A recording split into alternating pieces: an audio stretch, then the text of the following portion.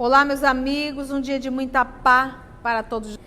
É sempre um motivo de muita alegria estarmos reunidos para estudarmos a obra Livro dos Médios. Nós estamos na segunda parte, capítulo 7, Bicorporeidade e Transfiguração. Hoje nós vamos iniciar o estudo 124, Invisibilidade. Hoje, 18 de junho de 2021. Vamos então elevar o nosso pensamento, agradecermos a Deus, nosso Pai, por essa oportunidade que nos é dada de estudarmos a obra espírita, o Livro dos Médiuns. Rogamos, Senhor, sempre a inspiração da espiritualidade amiga, para que possamos compreender, refletir em torno desta doutrina. Graça te damos, amor de nossa vida. Então vamos finalizar o item Bicorporeidade e Transfiguração, segunda parte, capítulo 7, Invisibilidade. Compreende-se que o corpo possa tomar uma aparência maior do que a sua ou das mesmas dimensões. Porque o que ele vai fazer aqui? Lembra que a semana passada foi citado o caso daquela jovem que ela toma a aparência do irmão e que a história que foi contada para Kardec, que além de toda a transfiguração, ela chegava a dobrar o seu peso. Então, Kardec ficou ali, né?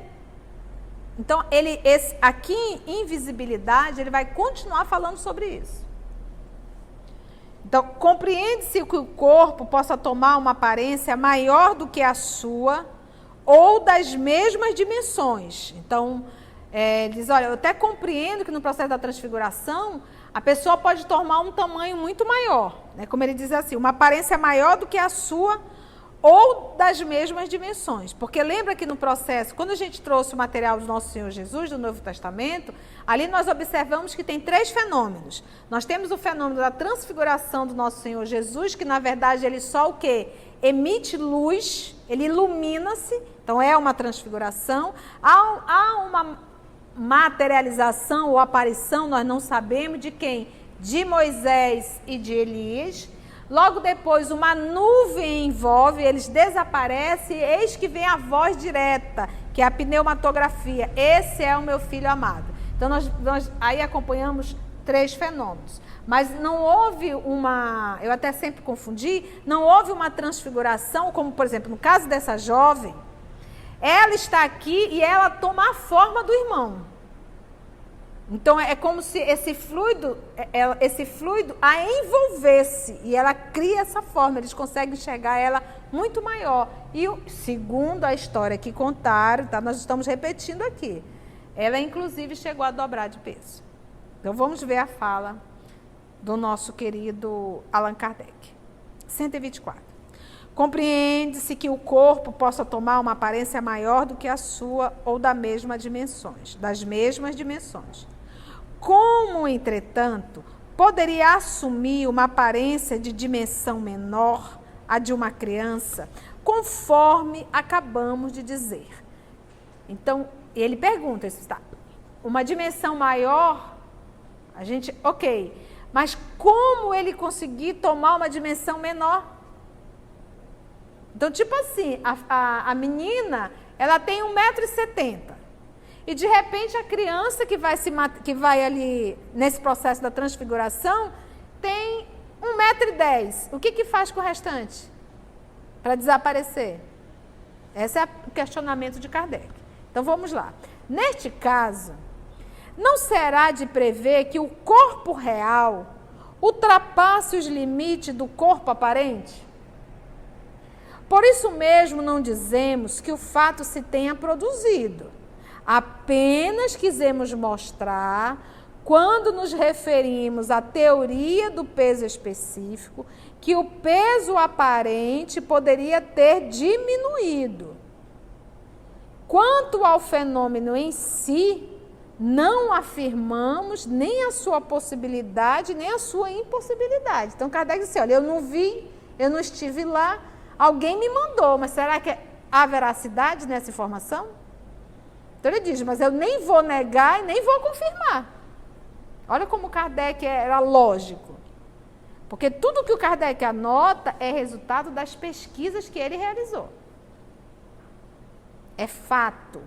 Daí a ciência. Mas ele decidiu anotar aqui.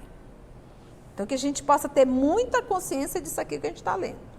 Quanto ao fenômeno em si, não afirmamos nem a sua possibilidade, nem a sua impossibilidade.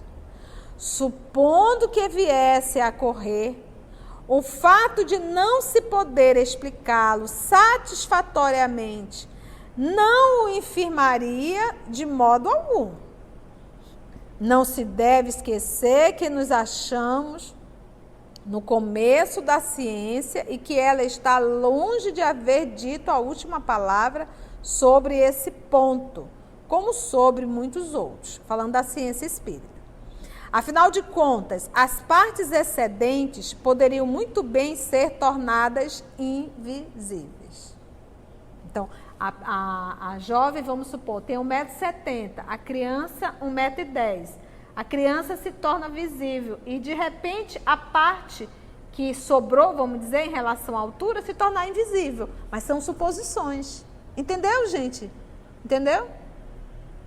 Porque se ela tem 1,60 m e o irmão dela tem 2 metros, aí a gente consegue imaginar uma expansão.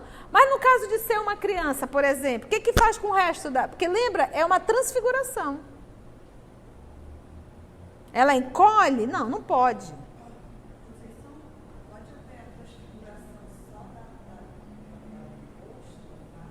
Pode. Essa daí a gente estudou na semana passada, que é, como Kardec diz, é uma simples contração muscular. Ali é uma contração muscular. Não é essa aqui que pega... Não, não é essa. É um estudo passado, é uma contração muscular. Entendeu?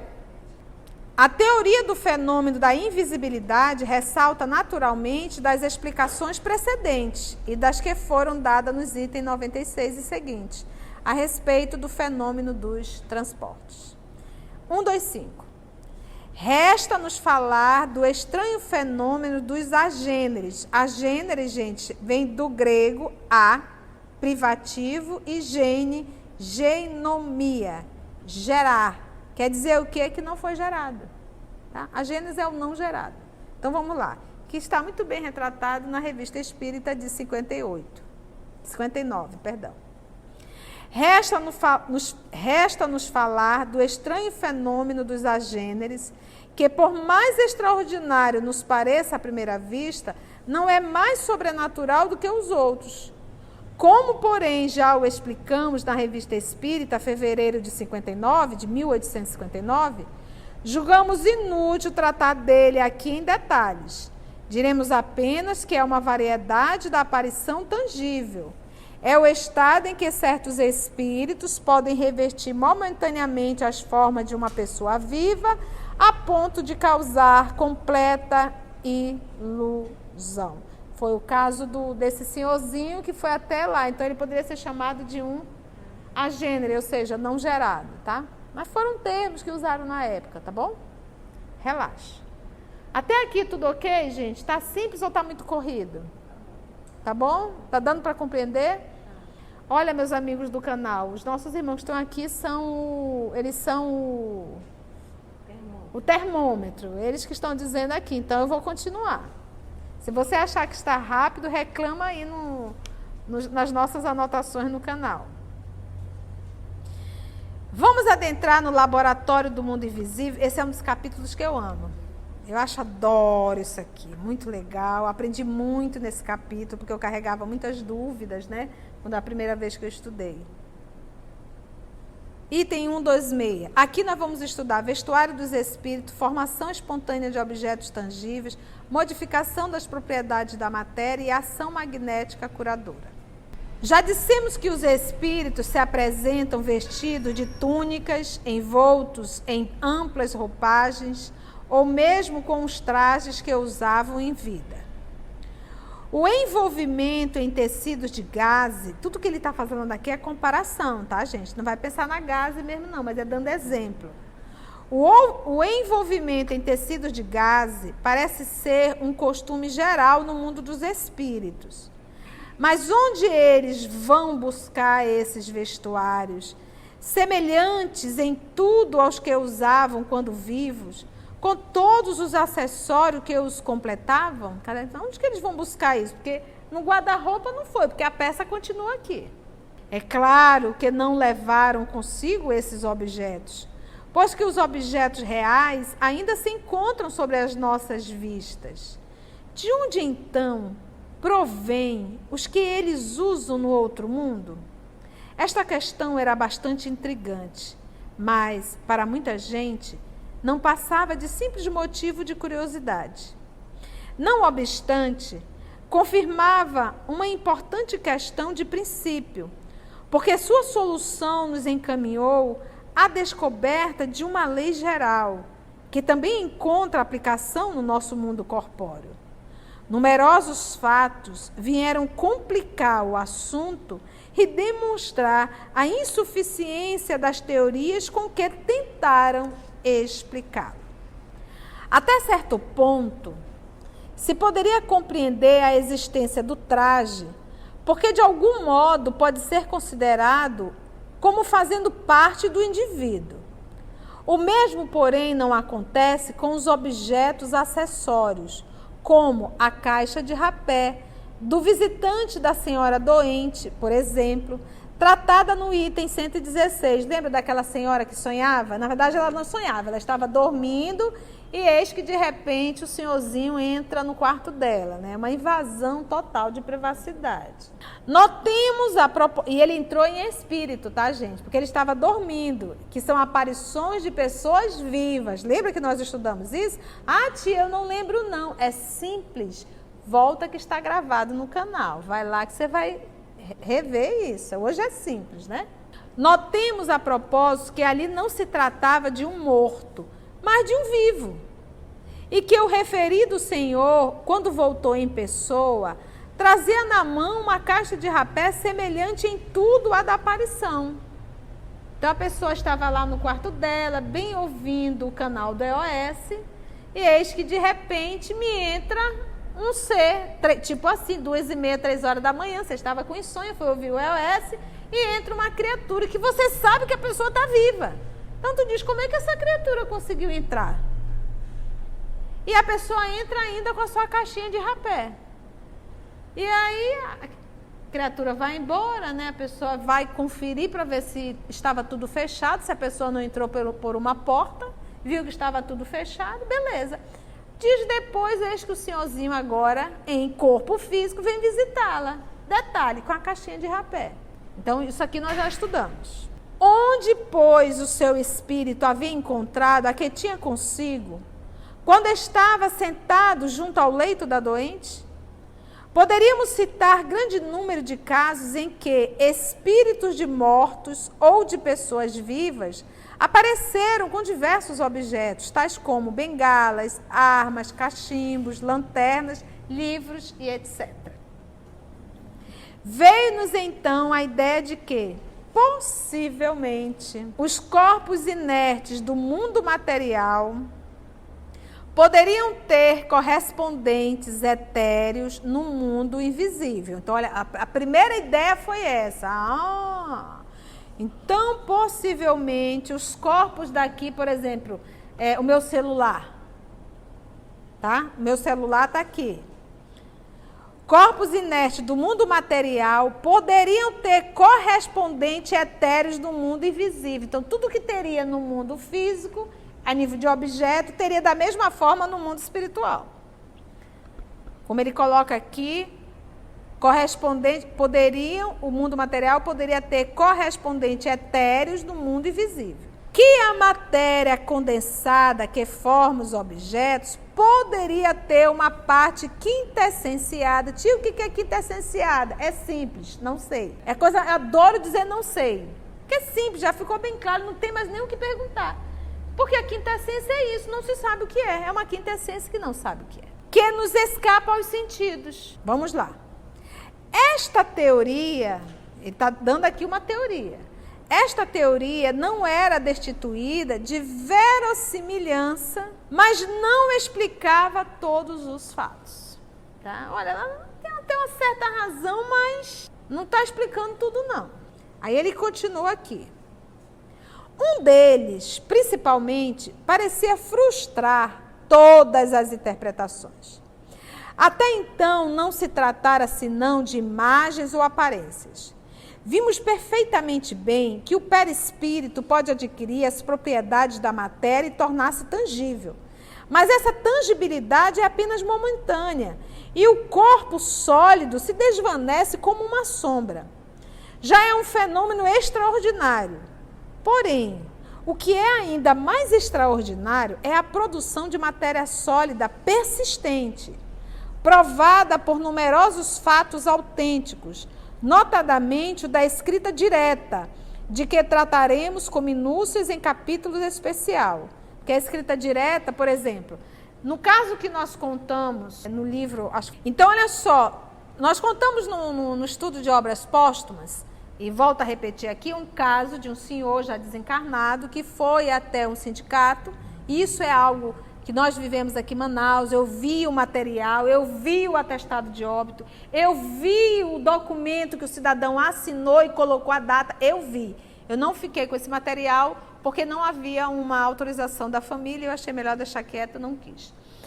E nem quis procurar também. Vi só a parte do sindicato que a gente teve acesso. Por ser espírita, a pessoa nos procurou. Mas presta atenção.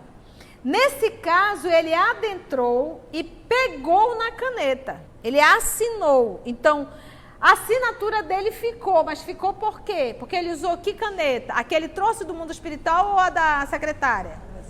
Então, ele está falando numa caneta. Então, ficou. No caso da escrita direta, não usa a caneta da secretária. Eles usam uma matéria, a escrita direta... Nem caneta nenhuma, né? É uma caneta do mundo espiritual, né? Ele usa uma matéria e aquilo fica escrito. Aquilo fica escrito. Nós conhecemos a escrita direta no Pentateuco. Nos 5 livros de Moisés, que é o quê? O Decálogo. Foi escrito direto aonde? Na pedra. É a primeira psicografia direta. É o Decálogo, é a escrita direta. Então ele diz assim... Existe uma matéria, por exemplo, se o espírito se materializa, logo aquilo desaparece e vira nuvem, beleza. Mas no caso da psicografia direta, que fica ali, que matéria é essa? E Kardec fazia testes dele pegar o papel, nós vamos ver isso acho que em obras póstumas, ou em revista espírita. Ele dobrava o papel e colocava dentro de um cofre, embaixo da pedra, e ele tirava, eis que ali estava a frase. Vamos lá.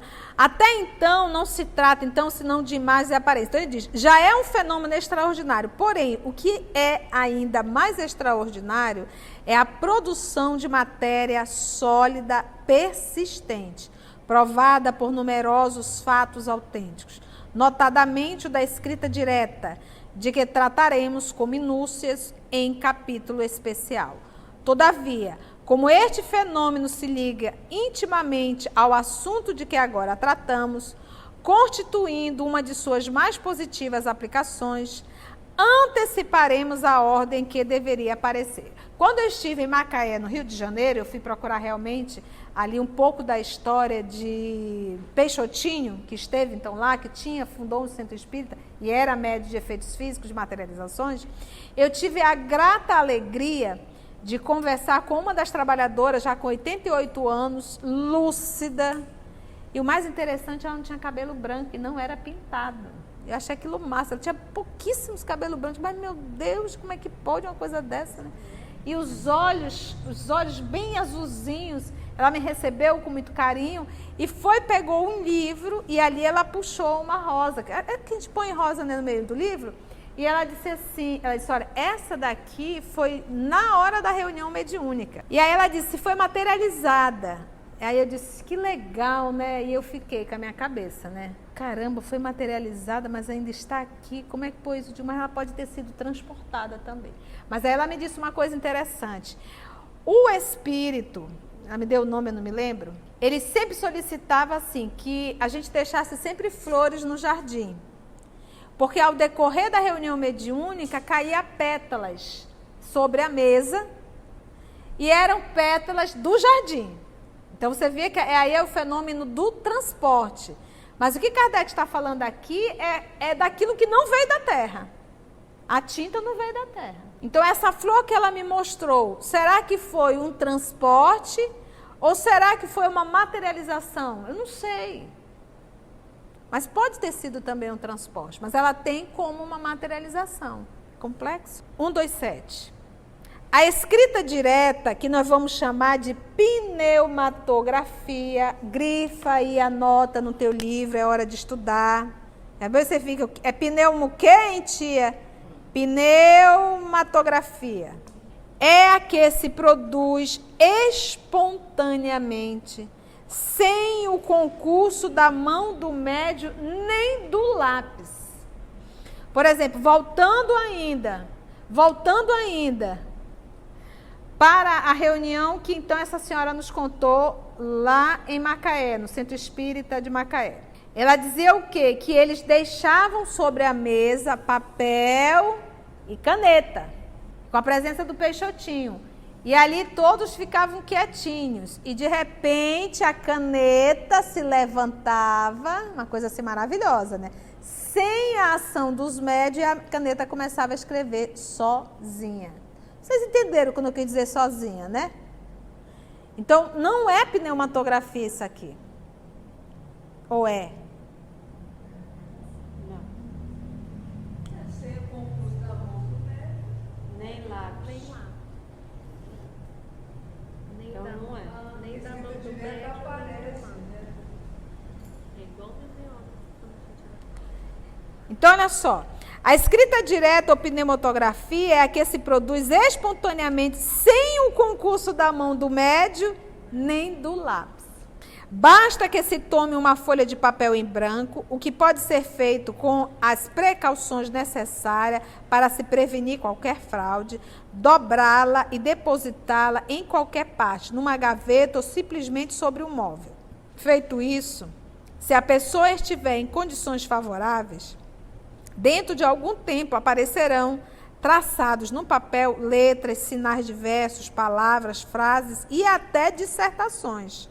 Na maioria das vezes com uma substância escura semelhante à grafita. Ou então com lápis vermelho, tinta comum e mesmo tinta de impressão. Eis o fato em toda a sua simplicidade, cuja reprodução, embora pouco comum, não era tão rara assim, visto que há pessoas que a obtêm com grande facilidade. Se, juntamente com o papel, se pusesse um lápis, poder-se-ia supor que o espírito se servira dele para escrever. Desde, porém, que o papel é deixado inteiramente só, torna-se evidente que a escrita se formou por meio de uma matéria depositada sobre ele, sobre o papel. De onde o espírito tirou essa matéria? Eis o problema, a cuja solução fomos levados pela caixa de rapé a que nos referimos pouco atrás. Parou para entender? Olha que interessante. Formação espontânea de objetos tangíveis. Você vai dizer, tia, aí, qual é a conclusão? Não sei. Espera, vamos seguir o estudo. Kardec está aqui levantando a poeira. Vamos levantar aqui a poeira e vamos ver. E aí vem formação espontânea de objetos tangíveis, como o professor. Por exemplo, quando eu fui na Federação Espírita do Rio de Janeiro, que hoje é um museu, né, assim, uma exposição, vou chamar de uma exposição, e ao chegar lá, eu adentrei e disse, olha, tem um material ali de materialização. Eu digo, opa, já fiquei toda oriçada, eu queria ver, né? Mas está aí o objeto? Estão aí o objeto. E eu cheguei lá, era como se fosse uma luva de silicone. Aí eu olhei, digo, é isso aqui, moço? É, senhora, isso aí foram materializações, no início do século XX. Eu digo, meio decepcionada com aquilo, mas eu não conseguia entender. E não tinha como, devia ter uma explicação lá. E nem tinha ninguém para me explicar, porque eu perguntei, ele também não soube me explicar. A única coisa que ele dizia era uma materialização. Mas era como uma luva de silicone. E aí, então, eu fui ao Centro Espírita da Ana Guimarães, que coincidentemente é pertinho da casa da minha tia no Rio de Janeiro. Eis quando eu entro no centro espírita, quando eu entro, quem estava lá? Ana Guimarães. Eu digo, aí é para acabar, eu não acredito. E aí, obviamente, eu vi a palestra, no finalzinho me aproximei, a cumprimentei, e aí falei. Na verdade, eu fiz a pergunta, a pessoa não soube me responder quando eu fiz em público, e depois eu fui em particular. Aí ela me explicou, porque do Rio ela sabia a história, né? Então, o que eles faziam?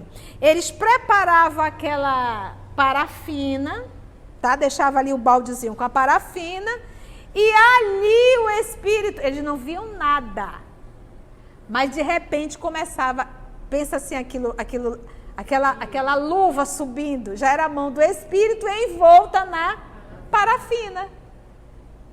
Então, para quem olha ali, não dá para entender. Se houvesse uma explicação, beleza. Então, depois eu digo, dona Ana, agora eu entendi. Então, agora fez sentido. Então, para as pessoas que estavam lá, imagina eu aqui sobre essa mesa, coloco aqui um baldezinho de parafina, e eis que me surge uma mãozinha saindo dessa parafina. Porque como o espírito inseriu ali o corpo perispiritual, né, ele, a vontade, inseriu, e na medida que ele vai puxando, ali já vem a forma da mão do espírito. O detalhe é que a parafina é quente. Tem que ser, senão... mas é uma forma de tipo assim, porque para que por que a gente chama até de... Para que tomasse forma, era necessário que ele, de certa forma, se tornasse tangível para tocar naquela matéria. Mas não se tornava visível. Olha que coisa complexa. Ninguém via. Via o quê? A forma da parafina. Vocês entenderam? Ficou compreensível? Sim, a parafina era daqui. Tanto que forma aquela luva. E eu vi. Vamos ver as perguntas aqui de Kardec. Eu adoro quando chega nesse momento. Quem vai responder?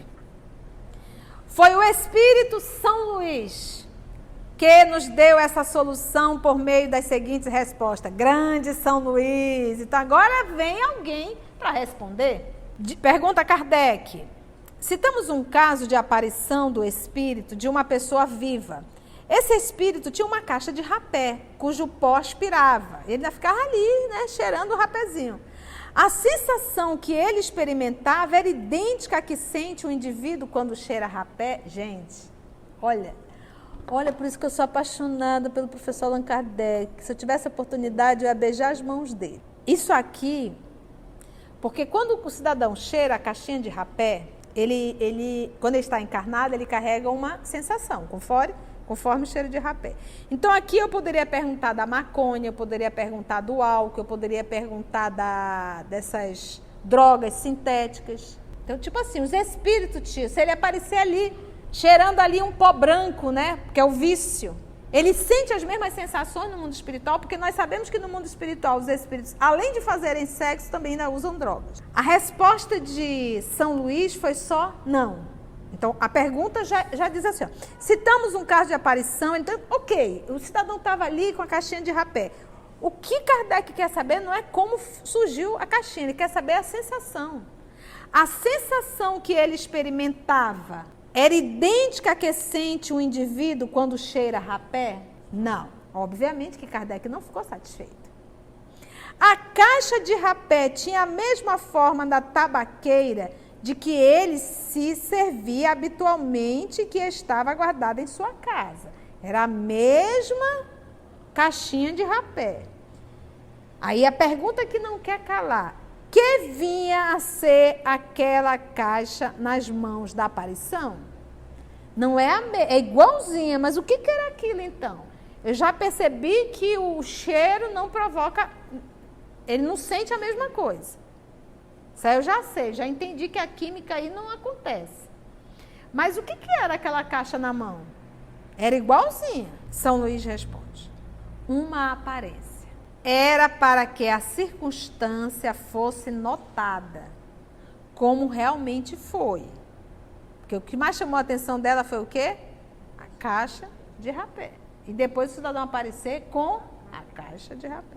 Como realmente foi. E não tomassem a aparição por uma alucinação devida ao estado de saúde da vidente, porque ela estava ali meia dodói, lembra? Então, o propósito foi esse, para que se compreendesse que se tratava de uma aparição. O espírito queria que a senhora em questão acreditasse na realidade da sua presença, tomando para isso todas as aparências da realidade. O senhorzinho da caixinha de rapé, quando foi visitá-la, ele lembrava que tinha ido visitá-la? Não. Terceira pergunta. Dissestes que era uma aparência, mas uma aparência nada tem de real. É como uma ilusão de ótica. Gostaríamos de saber se aquela caixa de rapé era apenas uma imagem sem realidade ou se nela havia alguma coisa de material. Ou tinha alguma coisinha lá dentro, né? Certamente. É com o auxílio deste princípio material que o perispírito toma a aparência de vestuário semelhante aos que o espírito usava quando encarnado. E aí Kardec fez uma observação para que ficasse mais clara essa resposta. Então ali ele já envolveu quem? O corpo perispiritual. Ele envolveu mais quem? Princípio material. Que princípio material é esse? Fluido universal. Gente, se lá no início o espírito ele pode criar a imagem de uma caixa, mas ele não pode criar química e sentir o mesmo prazer, agora vocês entendem por que os espíritos buscam os encarnados. Tia, como é que acontece isso? Tia, esse negócio é tão complicado, é muito simples. Um dependente químico, ele acopla sobre o seu corpo perispiritual, acopla um outro dependente químico ou outros dependentes químicos. Então, eles estão acoplados perispírito a perispírito. Quando o dependente químico é encarnado, ele usa a química, logo ele sente o tal do barato, né? Aquela coisa, aquele troço todo lá, que eu não sei o que é, mas aquele alterar de consciência, aquele prazer. O que acontece? Essa sensação que o dependente químico utiliza, esse espírito que está acoplado no seu perispírito sente igual. Porque, em verdade, ele está ali assimilando as sensações. Porque ele sente falta é disso. É dessas sensações. Ficou claro isso? Então, por isso é que eles procuram o encarnado. Por isso o vício, porque além do vício químico, orgânico, tem o vício psíquico e tem ainda esse processo da obsessão e subjugação. É muito triste. Observação de Kardec. É evidente, neste caso, que devemos entender a palavra aparência no seu sentido de aspecto, de imitação. A caixa de rapé real não estava lá. A que o espírito segurava era apenas a representação da verdadeira. Era, pois, com relação à caixa original, uma simples aparência, embora formada de um princípio material, que era o que? O fluido universal. Kardec ainda continua. A experiência nos ensina que nem sempre devemos tomar ao pé da letra certas expressões utilizadas pelos espíritos. Ele diz, a experiência nos ensina. É como assim, vai com calma, não vai pegando tudo ao pé da letra. Interpretando-as de acordo com as nossas ideias, nós nos expomos a grandes equívocos. É por isso que precisamos aprofundar o sentido de suas palavras. Todas as vezes que apresentarem a menor ambiguidade, por isso que Kardec fazia o quê? Pergunta de novo. Trata-se de uma recomendação que os próprios espíritos nos fazem constantemente. Se você não entende, sem a explicação que provocamos, o termo aparência, incessantemente repetido nos casos análogos, poderia prestar-se a uma interpretação falsa. Então, é só uma aparência. Não, é algo aparência, mas é utilizado um fluido. Penúltima pergunta. A matéria inerte pode desdobrar-se? A matéria inerte, meu celular é uma matéria inerte? Sim. Ela pode desdobrar-se, transformar-se em duas? Vamos ver. Porventura, haveria no mundo invisível uma matéria essencial, capaz de tomar a forma dos objetos que vemos? Numa palavra, esses objetos terão o seu duplo etéreo no mundo invisível, como os homens são nele representados pelos espíritos? Então, olha só. Porque o homem tem o seu corpo físico e ele tem o seu perispírito, seria o duplo etéreo aí, o corpo perispiritual. Aí a pergunta, o meu celular, que é uma matéria inerte, ele tem o duplo etéreo dele no mundo espiritual? São Luís responde, Kardec, não é assim que as coisas se passam. Presta atenção. Os espíritos dispõem sobre os elementos materiais disseminados por todos os pontos do espaço. Está falando do quê? Na vossa atmosfera, que é o fluido universal, de um poder que estás longe de suspeitar. Podem, pois, concentrar a vontade, lembra? Pensamento e vontade.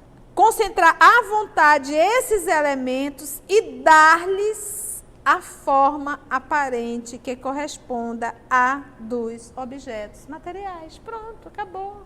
Posso, Luiz, por que o senhor não disse a aparência? Por que não respondeu logo isso? Pronto. Por isso é que ele fez a observação. Olha, gente, quando é melhor a gente perguntar de novo. Aí o que Kardec fez? Vem cá. Então é assim? Ele diz, calma, não é assim, Kardec. Observação de Kardec.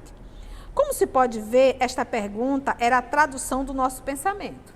Isto é, da ideia que formávamos da natureza de tais objetos. Então, qual era a ideia de Kardec? Um duplo etéreo. Cada objeto aqui teria um objeto no mundo espiritual. Uma vez que ele colocou, São Luís disse, epa, presta atenção, não tem nada a ver. Se as respostas fossem um reflexo do pensamento, por exemplo, porque não tinha um grupo que dizia, não, as respostas dadas pelos espíritos, que não é os espíritos, pelos médios, em verdade é reflexo do pensamento de quem está ali. O então chamado médio capta no pensamento e diz, olha, aqui você já deu para entender que não tem nada a ver, porque o meu pensamento era um e o espírito explicou de outra forma. Entende, gente? Se as respostas fossem um reflexo do pensamento, conforme pretendem alguns, teríamos obtido a confirmação da nossa teoria e não uma teoria contrária. Última pergunta. Ficou claro isso, gente? Ficou? 5.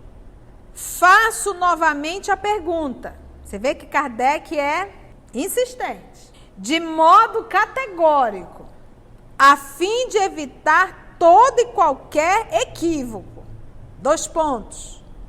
Aí vem a pergunta. As vestes com que os espíritos se cobrem são alguma coisa? Creio que a minha resposta precedente resolve a questão, Kardec. Não sabeis que o próprio perispírito é alguma coisa? O homem diz, não me toque mais nesse assunto. Porque o perispírito é tirado do fluido universal. Ele é alguma coisa. Logo, os objetos também é tirado desse fluido. Criado através da vontade do... Com a graça de Deus, finalizamos mais um estudo. Agradecemos a Deus nosso Pai, a Jesus, o amor de nossa vida e a espiritualidade amiga que mais uma vez nos conduziu.